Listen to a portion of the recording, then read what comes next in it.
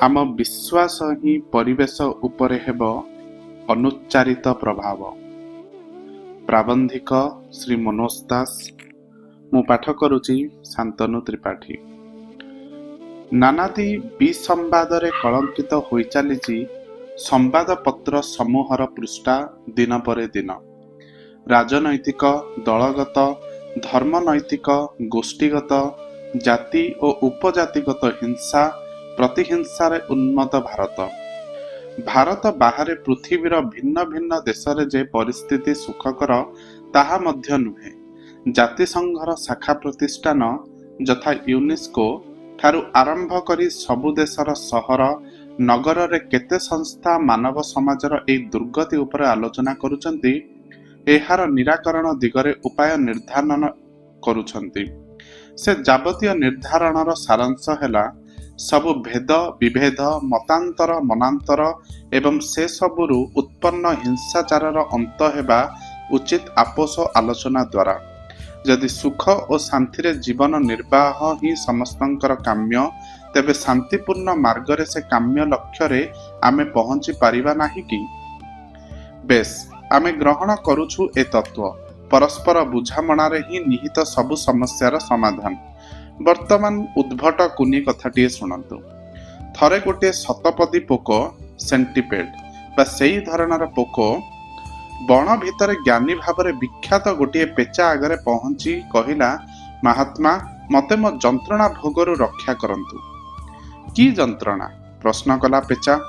आज्ञा, मु गंठी बातरे नाकेदम हेलिनी। ओ एई कथा। तोर जेहेतु 100 गोड़, जंत्रणा तो प्रचंड हेबा स्वाभाविक।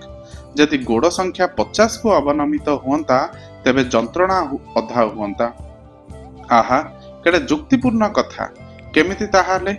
शतपदी को चुप रहिबा को इंगित देई पेचा पुणी कहिला, सुन, मु कण मो कथा शेष कलिनी।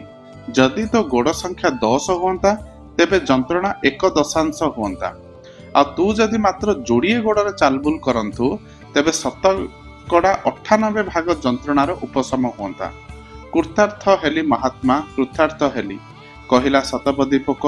वर्तमान कहंतु मो 100 गोड़ को किपरि 2टी गोड़े परिणत करिबी? गंभीर भावरे उत्तर देला पेचा।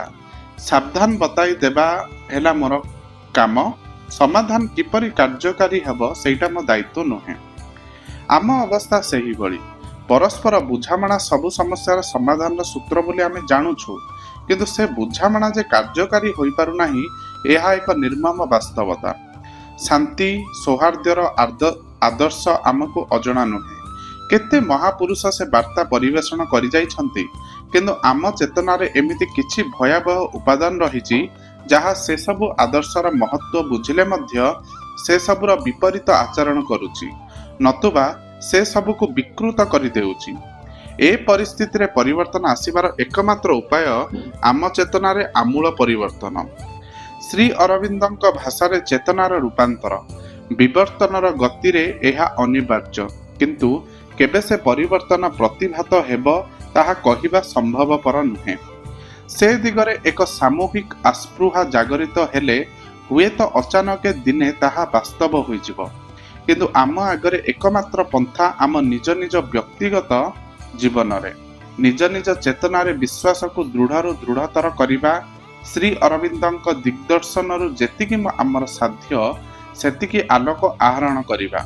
एहार अर्थ नुहे जे राजनीति, साहित्य और संस्कृति माध्यम रे सदिच्छार प्रसाररु आमे विरत रहिबा, कदापि नुहे। सेभली नैतिक और सामाजिक सौहार्द्यमूलक कार्यकलापरे सभिए भागीदार हेबा उचित, किंतु श्री अरविंदଙ୍କ दिव्यवाणी हृदयंगम करिथिबा व्यक्ति माने से सबु कार्यकलाप को सेमानक नीरव प्रत्यय एक नूतन भविष्य संपर्क रे सेमानक अविचल आस्थार स्पंदन जोगे संजीवित करि पारिबे। सेमानक जरिया रे दिव्य मातृशक्ति आम परिवेश और परिस्थिति उपरे विपुल प्रभाव विस्तार करि पारिबो अनुच्चारित भावरे।